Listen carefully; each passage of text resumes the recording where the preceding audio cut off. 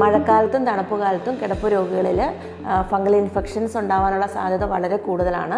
അതിൻ്റെ പ്രധാന കാരണം റൂമിൽ ഈർപ്പം നിലനിൽക്കുകയും അതുപോലെ തന്നെ ഫംഗസ് അഥവാ പൂപ്പൽ ഉണ്ടാകുകയും ചെയ്യുന്നതാണ്. ഇത് ഒഴിവാക്കാനായിട്ട് നമ്മൾ രോഗി കിടക്കുന്ന റൂം വളരെ വൃത്തിയായിട്ടും ഡ്രൈ ആയിട്ട്, അതായത് ഈർപ്പമില്ലാത്ത രീതിയിൽ സൂക്ഷിക്കുകയും ചെയ്യേണ്ടതാണ്. അതോടൊപ്പം തന്നെ ഈ രോഗി കിടക്കുന്ന ബെഡ്ഷീറ്റുകൾ, പില്ലോ കവർ, ഡ്രസ്സുകൾ ഇവയെല്ലാം ലോഷൻസ് യൂസ് ചെയ്തിട്ട് ഇത് വാഷ് ചെയ്യുകയും ഇത് പ്രോപ്പറായിട്ട് ഉണക്കുകയും ചെയ്യണം. എന്നാൽ മാത്രമേ ഈ പൂപ്പൽ ഉണ്ടാകാതിരിക്കത്തുള്ളൂ. മഴക്കാലം ആയതുകൊണ്ട് തുണികൾ ഉണങ്ങാൻ താമസം ഉണ്ടാവാം.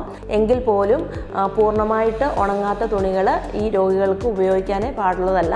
ബെഡഡനായിട്ടുള്ള പേഷ്യൻസിന് ശ്വാസകോശ സംബന്ധമായ രോഗങ്ങളുള്ളവരാണെങ്കിൽ, എക്സാമ്പിൾ പറയുകയാണെങ്കിൽ ആസ്മ പോലത്തെ കണ്ടീഷൻസ് ഉള്ളവരുടെ റൂമുകൾ നമ്മൾ ഒരു കാരണവശാലും ശക്തമായിട്ടുള്ള സുഗന്ധ വസ്തുക്കൾ അവരുടെ റൂം ഉണക്കുവാൻ വേണ്ടിയോ ഒന്നും പുകയ്ക്കാൻ പാടുള്ളതല്ല.